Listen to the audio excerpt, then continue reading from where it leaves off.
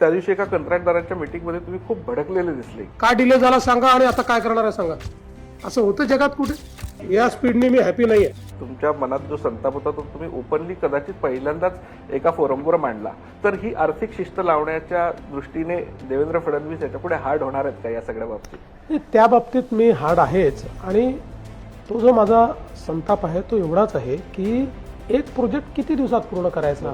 शेवटी तुम्ही ज्यावेळी एखादा प्रोजेक्ट जो 3 वर्षात 4 वर्षात करायचा आहे हा 6-7 वर्षावर नेता, त्यावेळी त्याच्यावर इंटरेस्ट बर्डन तयार होतं, त्याची कॉस्ट वाढते, त्याच्यामुळे त्याचा जो रिटर्न ऑन इन्व्हेस्टमेंट आहे तो पूर्णपणे कुठेतरी हेवायर होतो. आणि मग आपण जे कर्ज घेतलेलं असतं ते एक प्रकारे अनुत्पादक पद्धतीचं कर्ज होतं. आणि म्हणून माझा जो संताप होता तो केवळ कॉन्ट्रॅक्टवर नव्हता, तो अधिकाऱ्यांवरही होता की तुम्ही एखादा प्रोजेक्ट ज्यावेळेस करता त्यावेळेस तो क्लीन प्रोजेक्ट करा ना.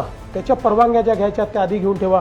टेंडर देऊन टाकायचं, आपलं मीटर चालू करायचं आणि मग परवानग्याच्या मागे जायचं आणि 2-2, 3-3 वर्ष परवानग्या मिळाल्याने म्हणून तो प्रोजेक्ट पुढे जातो. आणि म्हणून एक शिस्त लागली पाहिजे. म्हणून मी जरा त्या दिवशी अतिशय स्पष्टपणे पुढची दिशा सांगितली की हे मला चालणार नाही.